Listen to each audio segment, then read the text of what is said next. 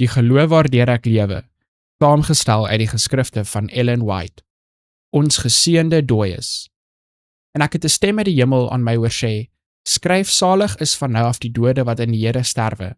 Ja, sê die Gees, sodat hulle kan rus van hul arbeid en hulle werk volgend met hulle. Openbaring hoofstuk 14 vers 13. Ek weet skaars wat om vir jou te sê. Die nuus van jou vrou se dood was vir my oorweldigend. Ek kon dit skaars glo en kan dit nou skaars glo. God het my laas Sabbatnag gewys wat ek sal skryf. Ek het gesien dat sy verseël was en by die stem van God sou opkom en op die aarde sou staan en by die 144.000 sou wees. Ek het gesien dat ons nie oor haar hoef te treur nie.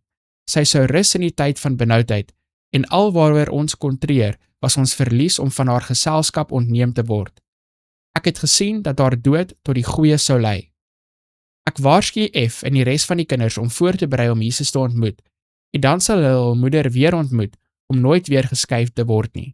O kinders, sal julle ag slaan op haar getroue waarskuwing wat sy julle gegee het terwyl sy by julle was, en nie al haar gebede wat sy tot God vir julle opgestuur het, soos water op die grond laat wees nie?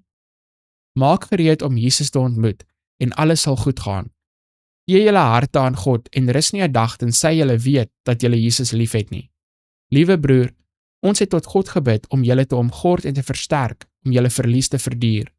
God sal met julle wees en julle ondersteun. Hê net geloof. Treur nie soos diegene wat geen hoop het nie. Die graf kan haar net tekortrukkie hou. Hoop op God en hou moed, liewe broer, en jy sal haar binnekort ontmoet. Ons sal nie ophou bid dat die seëninge van God op julle familie en julle sal rus nie. God sal julle son en julle skild wees. Hy sal jou bystaan in hierdie diepe verdrukking en beproewing. Verduur die beproewing goed en jy sal 'n kroon van heerlikheid ontvang saam met jou metgesel by die verskyning van Jesus.